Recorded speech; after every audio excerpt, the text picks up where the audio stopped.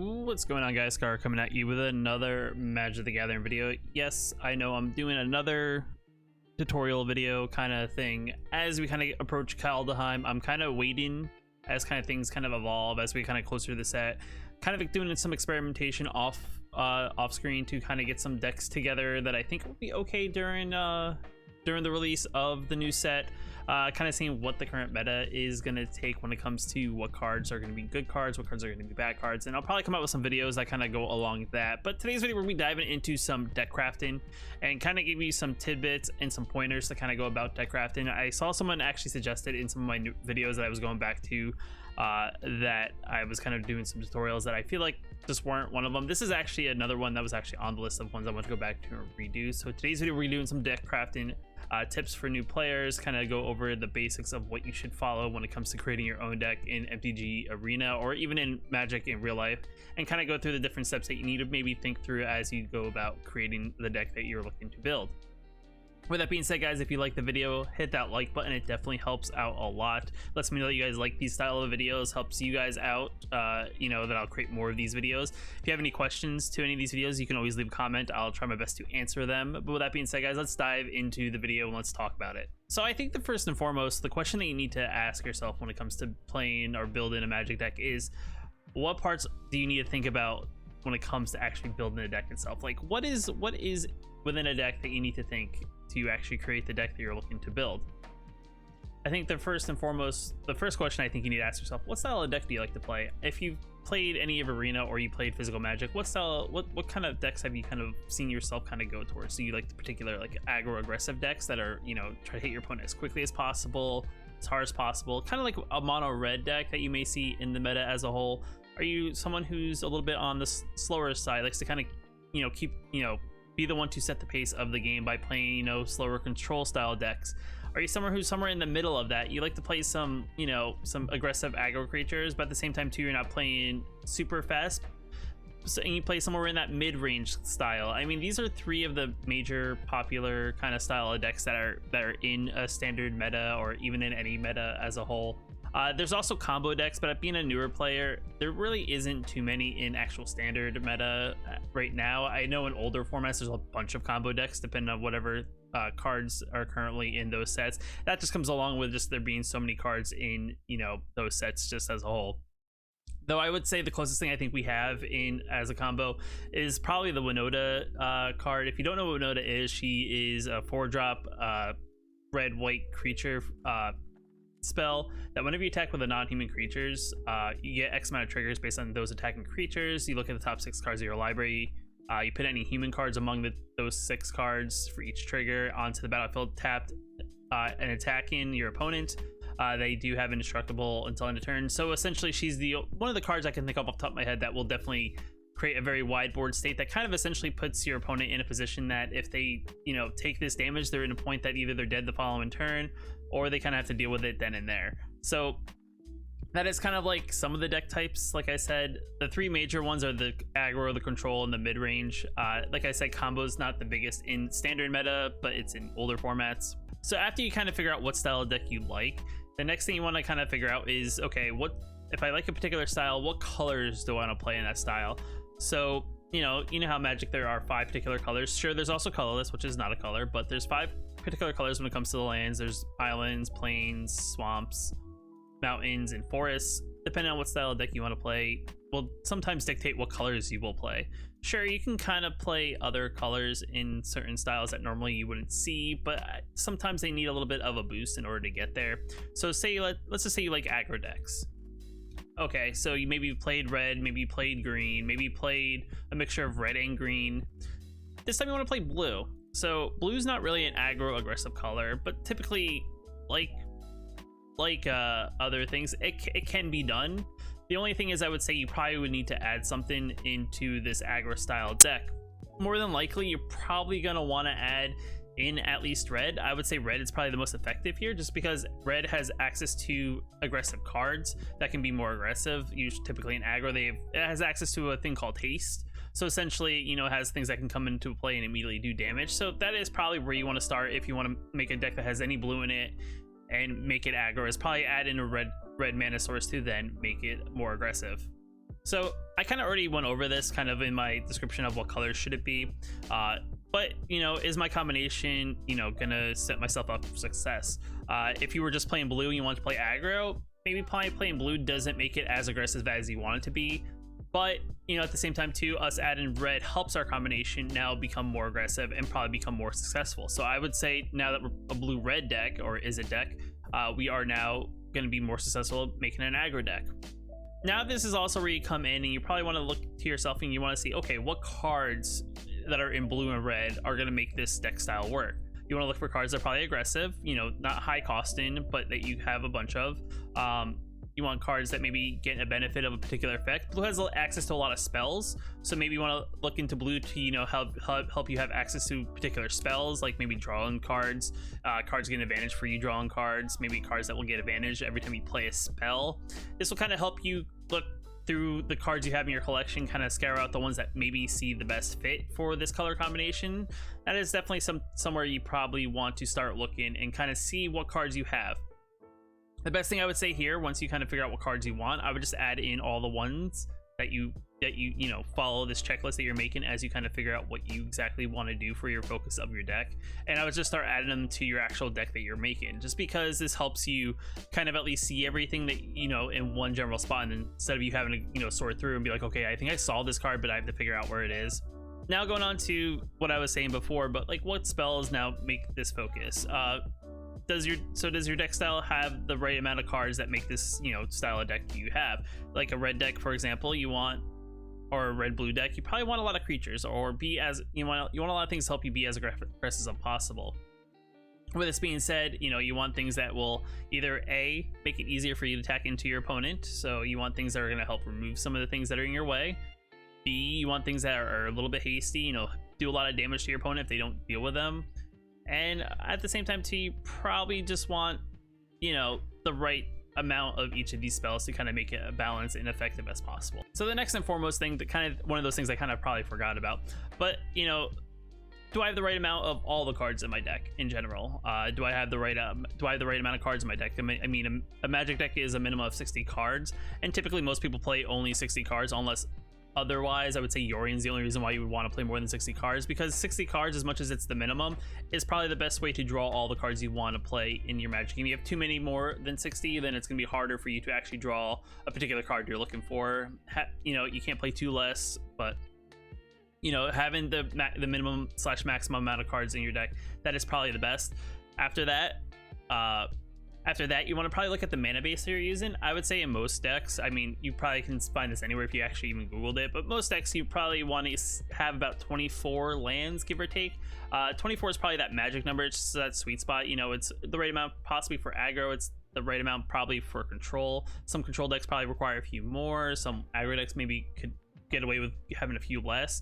It's just finding that right balance when it comes to the deck you are playing.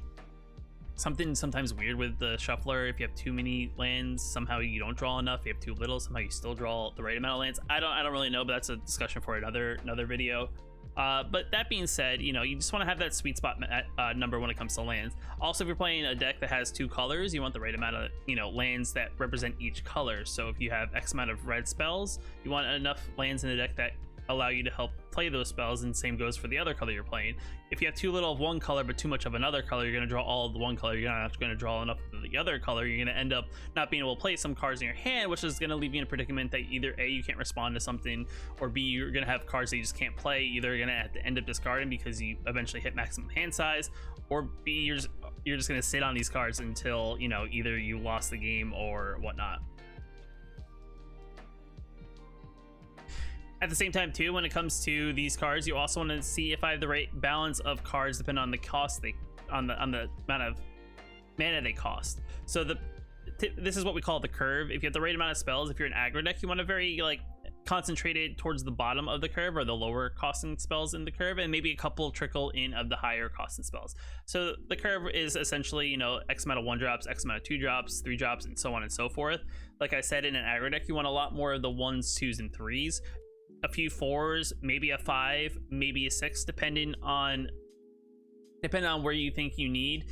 Sometimes, like for example, in mono red, Embercleave is a 6-drop technically, but because it plays a lot of smaller things, you're not typically paying it for its 6 mana cost. Typically you're paying it for a lot less, probably 4, 3, depending on how many creatures you're attacking with. It's a spell that just kind of is one of those things that gets cheaper the more creatures you're attacking with. That's why it's so good. With that being said, I mean, that's something that you kind of fluctuate and experiment with as you kind of figure out what exactly your deck is doing. The other thing too is, are you playing the right amount of copies of the spells that are in your deck? You know, are you playing 4 of a particular card that's maybe a key thing in your deck that you can, even if you draw multiples of, you can definitely play and put on the board and be allowed to play. For example, if you know, have one particular creature just like the backbone of your deck, you know, being able to play multiple copies of it is definitely a good thing, especially if you're allowed to. The only reason why you wouldn't be allowed to is if it's a legendary creature, because you can only have one legendary creature of a certain name on your side of the board. So if you had 2 copies in your hand, you'd have to get rid of one in order to keep one out. That's one of those situations where maybe if you play a legendary creature, you only play 3 copies of instead of 4, because if you draw a second copy, you know, it's not really a good thing. You have to sit on it until either your opponent has removed it or somehow it's left the battlefield, or you have to play the one in your hand, you know, and then force the sacrifice of the other.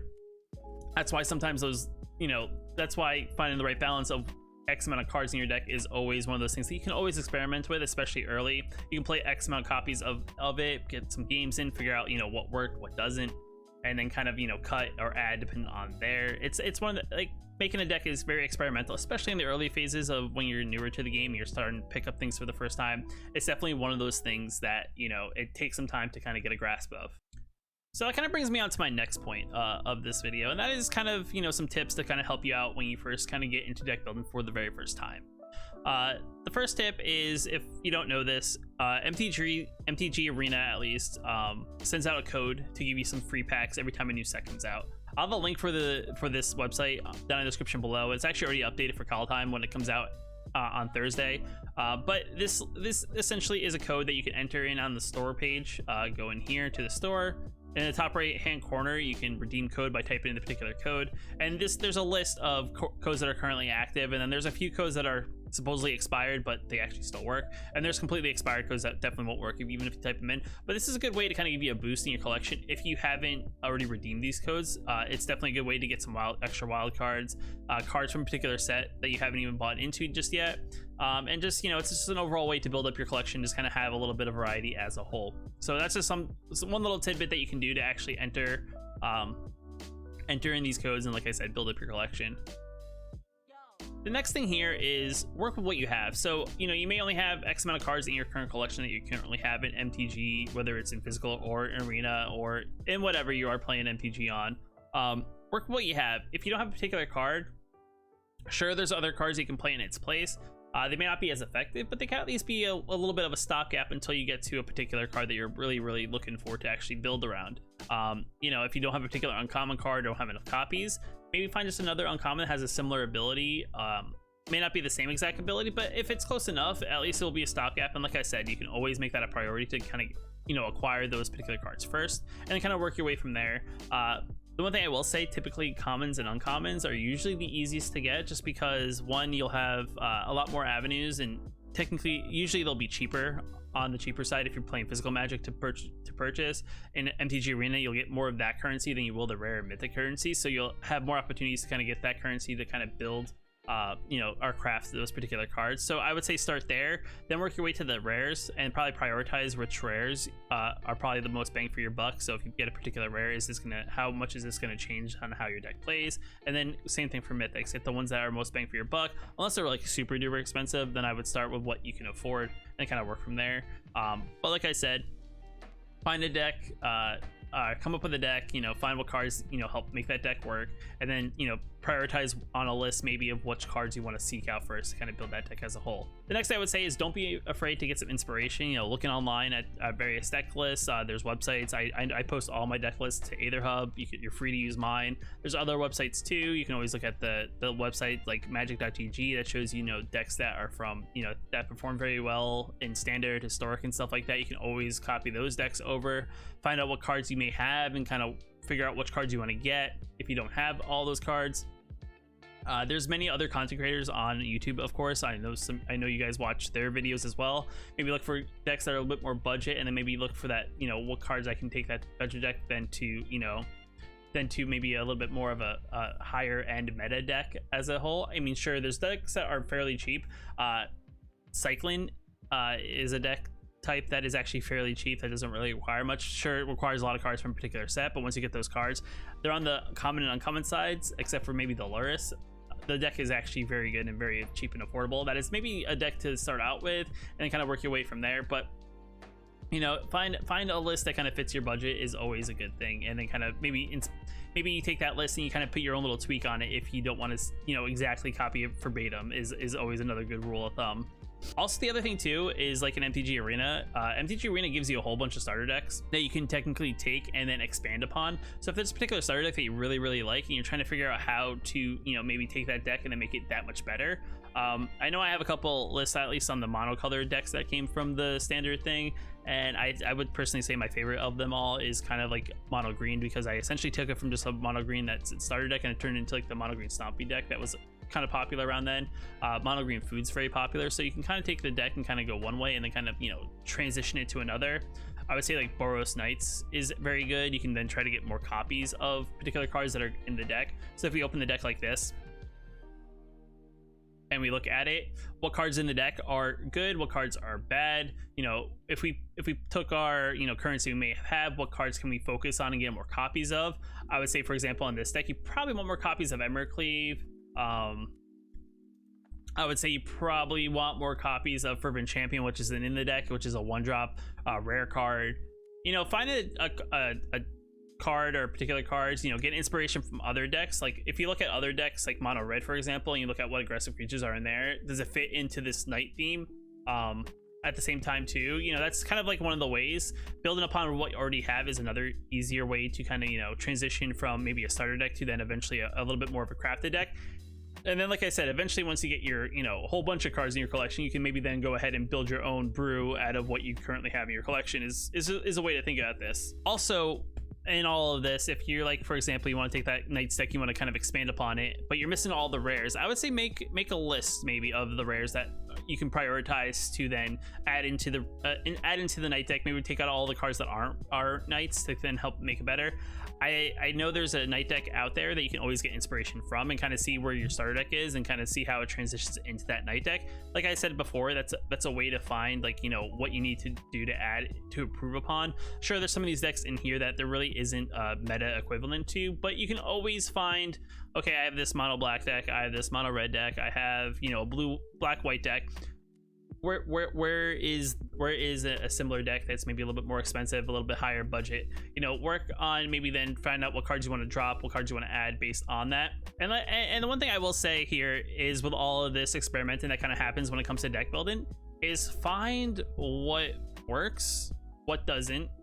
You know, play some games. If you make a deck that kind of comes together and it doesn't work, find out what you don't like about it, what's not working. Are you getting stuck with particular cards in your hand that you just can't play? They're not playable. Maybe you need to drop those cards, add in some other cards, and kind of experiment until you kind of fine tune it to the point that you have something that seems very playable and does very well. I would say don't, you know, worry about win rate or anything. I would say just kind of find a medium, and then kind of as you play more of the deck, you kind of learn the intricacies and things like that of your deck, and then kind of build upon there.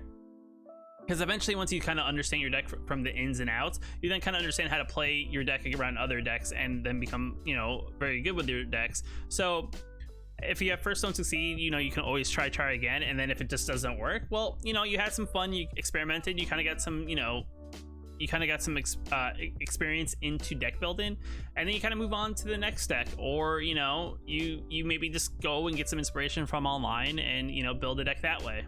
The other thing I will say is, if you want to play X amount of decks in Magic, like you see your favorite content creator play, you know, a different deck every day, and if you don't have a high budget, it's gonna be very hard for you to also play a different deck every day. So I would say I would try to focus at least one at a time onto one particular deck. You know, finish that deck, you know, get the playing out of it that you want to get played. Once you get bored, then maybe think about where you are currency wise and where you are financially maybe, and then worry about moving on to the next deck. I wouldn't try to build all the decks in day one and then go from there, because then when you're gonna become overwhelmed, because you're gonna have a shopping list of things you have to get for all the decks, and then you're gonna be like, I don't even know where to start to kind of get these items for those decks. So like I said, I focus on one and then kind of expand from there as you kind of get more experience and kind of understand how things go before you really, you know, drop, you know, money or anything into MTG Arena.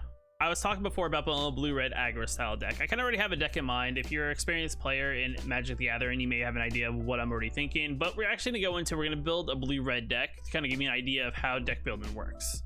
So we're gonna select the format here, because we're gonna click on that plus screen that we just saw. We're gonna select the format, we're gonna play a standard deck. I actually like in this process, I'm sorry if I block a little bit of the screen, but I actually like in this process, you know, playing the deck list on the right and then, you know, everything to the left. So it just helps me like find everything a little bit easier. So we're gonna be blue-red. So we're gonna look in here, we're gonna look for, you know, anything that's 1, 2, 3, maybe 0. Let's just start with commons and uncommons, just because that's a very good base to start out with. Of course, we're just gonna be standard. We're just gonna highlight that. So we're gonna do that. We're gonna just click everything that's checked. So an aggro deck, like I said before, is something that we want to play aggressive. So the 0 full wall is probably not something we're gonna play in an aggro deck. 1/3 frog is possible, it could be good. You know, each creature spell we cast costs 1 less in case if we have mutate. So mutate's a possibility if we have enough creatures or enough creatures of, you know, in blue and red that can maybe fit mutate. So that's something to think about, but we're gonna pass on that for now. So we're already out of the 1-drops, and we really don't have much in the way of creatures. I mean, this 2-drop is actually not that bad, but its secondary ability is that it makes our opponent mill. I don't know if that's very good, so we're gonna skip that one as well. This is a 1/3 colorless mana casting sorts of sorceries. I don't really know. This one here is actually not that bad, because the way this card works, it's a 3-drop that's a 2/3, enters battlefield tapped. It doesn't untap during an untapped Zeph, but when it comes into the battlefield, we then create a 3/2. So he may be good. We only have 1 of, so that's not the worst, but you know, it's something to start out with. We're gonna go through here, 3-drop for 2/2. I don't think it's great. 3-drop for 2/3, as long as it's not your turn. Spells you cast cost 1 to cast. I don't really know about that. 3-drop that's a 1/1. When it's the battlefield, draw a card. For 1/1, it's not really good to be aggressive, so we're gonna skip that as well. 3-drop 1/3. When there's battlefield, put a flying counter on target non-human creature we control. Not really feeling it, just because I feel like that's going to be a little bit clunky, and you know, we'd have to play a balance of, you know, humans and whatnot, so we're gonna skip that one. So out of blue, we've literally only found 1 creature that we have in our collection, so we're gonna go on to red now because we're already there. So we're gonna look at this card, Infuriate. Target creature gets +3/+2 until end of turn. For being very aggressive, I feel like this is a card we're probably gonna want a copy of or two. We'll play Shock, because Shock is always something we can do to our opponent's face or even their creatures that are maybe in our way, so that's definitely a good card there. 1 mana, 1/1 Weasel enters battlefield, plus we can tap 2 mana, we give it +2/+0. That can become good, so we'll add that one. As you kind of see here, red has a lot of cards that can be definitely very aggressive. I don't know if we're gonna do a lot of sacrificing. 2 mana for a possibility of getting a +1/+1 counters every time we sacrifice. I don't really know. This one could be good. It's a 2 mana creature that is a 2/1. When it enters battlefield, it deals 2 damage to target creature or planeswalker in opponent control, so it could get rid of something that's in our way. So that's something we could add 3 copies of just for now. We can always, you know, play around with the numbers, like I said. What else do we have? Rimrock Knight's very good. He's a good card. He's a 2 mana 3/1, so he's much tougher. The only downfall is he can't block, but his first, this is where it gets tricky. If I say something, I do apologize, but he has this ability called Adventure that got introduced with Throne of Eldraine, which is like he's a creature and a spell. So you see that little box down in the left hand corner. We tap 1 mana, we can give target creature at instant speed +2/+0, so it's kind of just exactly like Infuriate. So we'll play both. Let me move on. This 2 mana 3/1 is actually not that bad, but the only thing is it has to attack each turn at table, so that's the one downfall. What else do we have? Annex isn't very bad if we're isn't very bad if we're playing a lot of red stuff and a lot of red creatures, so maybe that's something we could add on, because then he gets, you know, plus +1 power for every red card on our battlefield, and he'll come into battlefield at least as a 2/3, and every other card we have of the red counter in the top right hand corner, it will make him that much stronger. So that could be pretty good.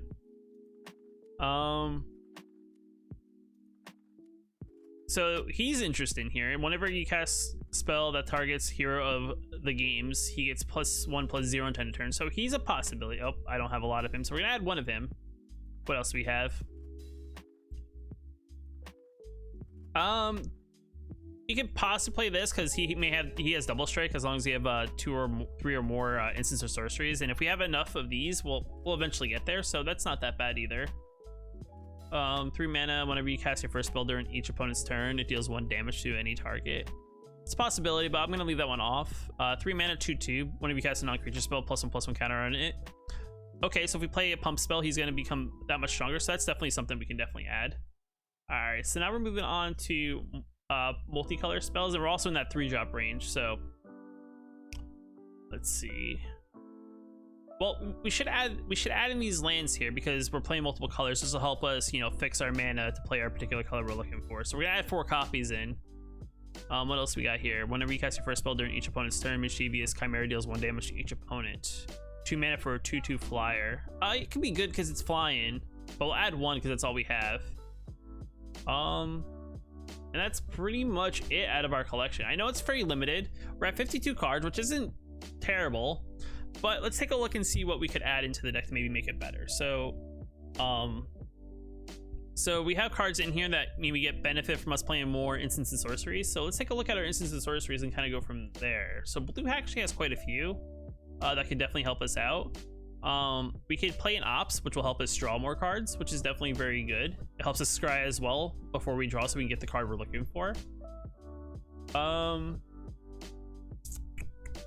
We could play this if we play this is called Riddle form. Whenever we play a non-creature form or non-creature spell, we can have it become a 3/3 Sphinx creature, which is not that bad. So we'll add 1 copy in of that. Any other spells that we could play? I don't see any other spells really that we have in our collection that we could really add that would be effective. We could add in this bounce spell, which maybe could bounce like blocker that our opponent may possibly have. So that could be a possibility.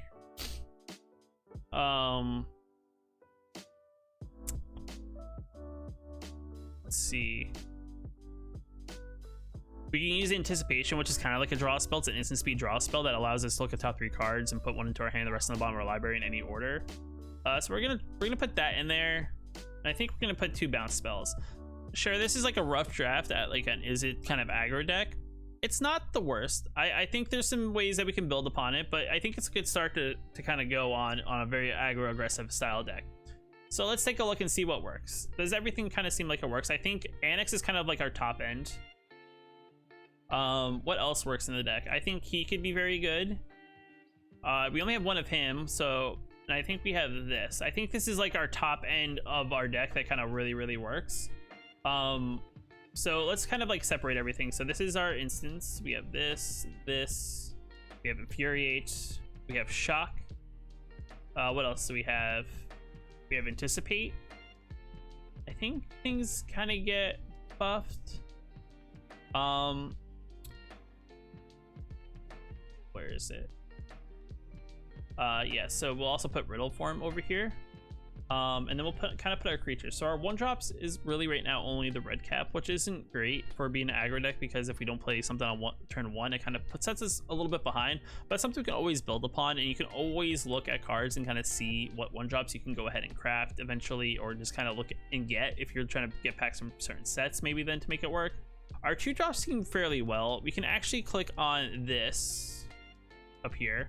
You can kind of see where our curve is and kind of see what our breakdown is. So we're currently right now 23 creatures, 12 instants, 6 enchantments, and 24 lands, which isn't that bad. And our curve is an average of 2 at the moment, which I would say is very good for an aggro deck. We're on the lower side. We have ways to get things back, especially if they die. You know, Underworld Ragehound is actually not that bad because sure, it has to attack each turn of Fable, but at the same time too, once we start getting things in our graveyard, we can exile them and make it come back on the battlefield with a +1/+1 counter on it for 4 mana. So eventually it can come back that much stronger, which is not that bad. Yeah, I would say this isn't a terrible deck. Is it great? Maybe. Is it not? Maybe. It's something that you'll experiment with and kind of understand as you kind of, like I said, play more and kind of, you know, see how it works and kind of go from there and kind of make tweaks based on that. The one thing I will say, if you're unsure of like what you may not have, you can always go to this button over here which says craft. You can always like click the color you're looking for. So let's just go green and red, or blue and red. For some reason, it goes, I guess these have multicolors in their mana symbols. That actually puts them in the beginning even though they're white. But you can look here and you can kind of see other cards in. I'm gonna go back to the other view just because it's easier to view. You know, you can always craft in extra copies of Opt. That's a possibility. You can also craft in, you know, other spells. Fairy Vandal is actually not that bad. This card here benefits from us drawing an extra card. That's something that you could always add in. It has something called Flash, which you can play at instant speed.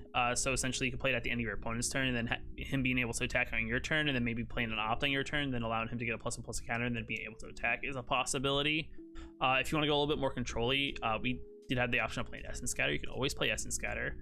Frantic Inventory is another interesting card. That's a card that came from M21. It's you draw a card, and then every time you get to draw an additional card for each copy of this card in your graveyard. So understanding like what cards you could craft eventually is something that you may want to do. Maybe you put together a deck, and then you'll look at the cards you may not have in your collection and kind of go from there and kind of see which ones may be the best ones. Let me go over to red real quick, because like I said, I kind of want to show you a couple of the more aggressive red cards. Red's just one of those cards that's definitely right now very good to be very aggressive very early. You play something like Alchem Hellhound. It's a 0/1. Every time we play a land, it gets +2/+2 until end of turn. So for hitting our land drops, it's definitely become a good card. Where are we at? Something like Fervent Champion. It's a 1-drop, 1/1, has first strike and has haste, so it comes into play. It can attack immediately on turn 1. Whenever it attacks, if we control another knight, it gets +1/+0 on turn. So if we have multiple copies of this, it'll get +1/+0, and then equip abilities cost 1 less. So that's something that we could always add into the deck. You know, actually, the one thing I would say that I could add into this deck that I don't have, that would actually make it that much better, that I think I do own a copy of on this client. Yeah, so I would say we could add in a copy of Embercleave, and then maybe drop something that may not seem 100% great. Let's just drop Hero of the Games.